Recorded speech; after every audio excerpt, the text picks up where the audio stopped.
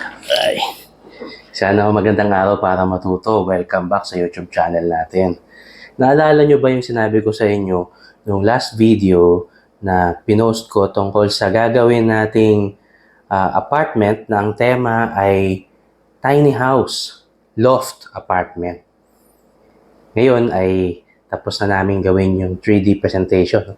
Ito ay mabilisan lang na 3D presentation para ma-appreciate nyo ano yung itsura. Dati sinabi ko 8 units lang, no? Pero ang nagawa namin ay 12 units na nasa 180 square meters na lote. Meron siyang 4 na mas malalaking unit na may mas malaking loft at meron siyang 8 unit na mas maliit yung floor area. So, tingnan niyo, baka magustuhan nyo kasi ibibenta natin to after nating ma-construct. So, this is for build and sell purpose. Kaya, after the video, pwede kayong mag-message kung interesado kayo na masama sa shortlist ng mga kino-consider namin na pupuntahan ng project na ito. Check this out.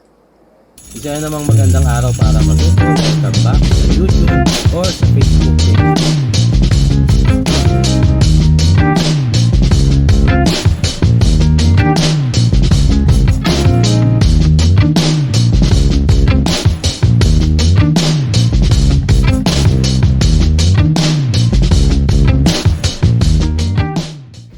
Ang project na ito ay may total lot area na 180 square meters. Pero nakagawa kami ng dalawang building na ang isa ay mayroong 8 units at ang isa naman ay mayroong 4 units.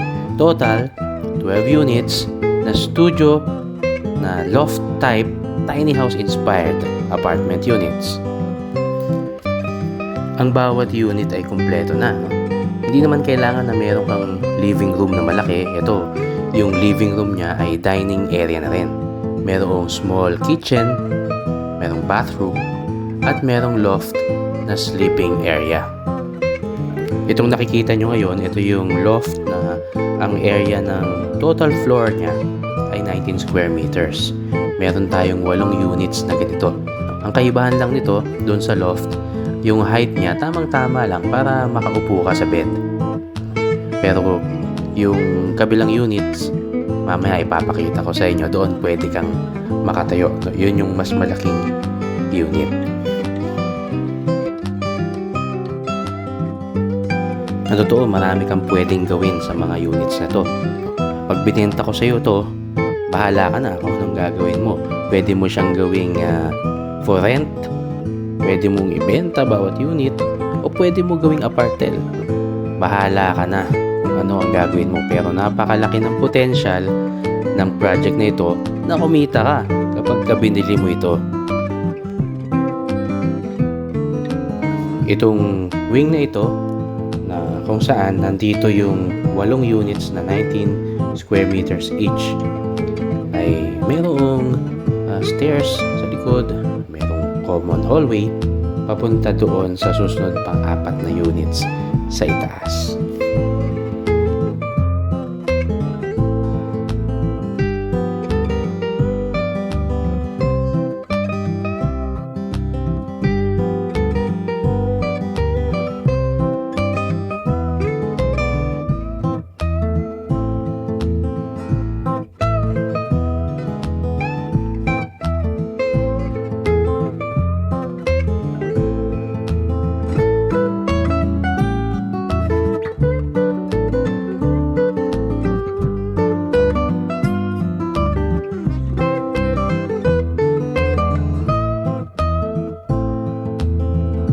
Pakita ko lang sa inyo kung ano itsura ng bare unit.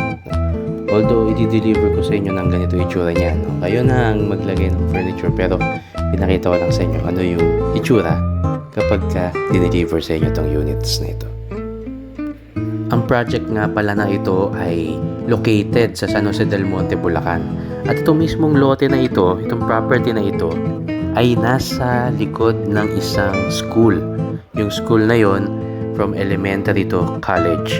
So, meron talagang sure na mga magiging tenant dito Whether sila man ay school personnel, sila man ay students, sila man ay faculty members, or sino man. Dahil itong area na ito sa San Jose del Monte, Bulacan ay mataas ang density at maraming mga tao na pwedeng maghanap ng mga transient na matutuluyan or mauupahang bahay.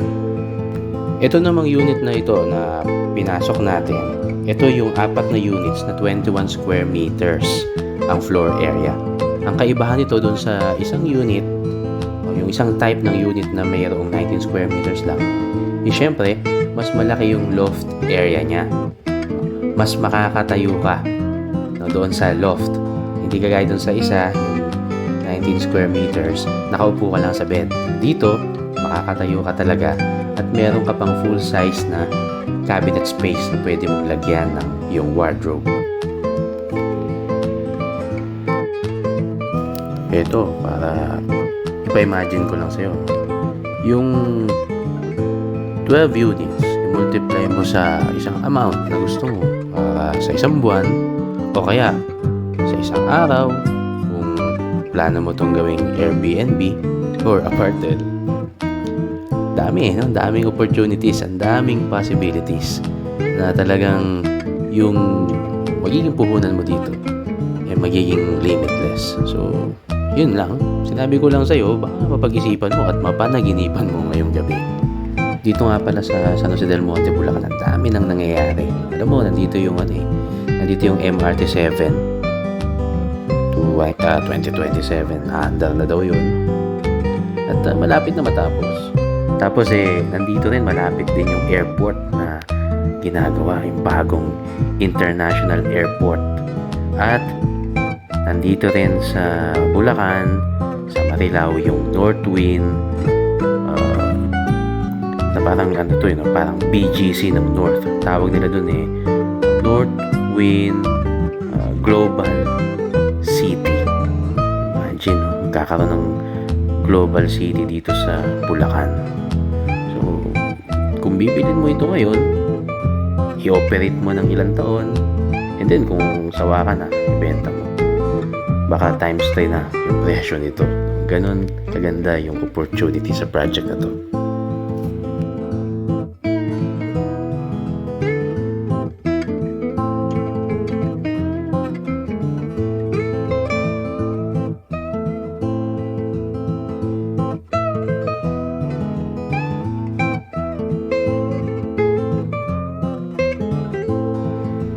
At gaya ng nabanggit ko kanina, itong project na ito ay ibebenta ko sa inyo. Ito ay ongoing na ang permits. Habang ginagawa ko itong video na ito, ongoing na ang design para sa permits. At kung gusto mo na mabili ito, pwede kang mag-email. Ipopost ko yung email address kung saan pwede kang mag-inquire. At marami pa tayong gagawin na ganitong klaseng mga projects na para sa pag-build and eventually ibibenta natin. So kung gusto mo akong tulungan na mag-fund sa mga ganitong projects at kumita ka rin, pwede kang mag-sign up.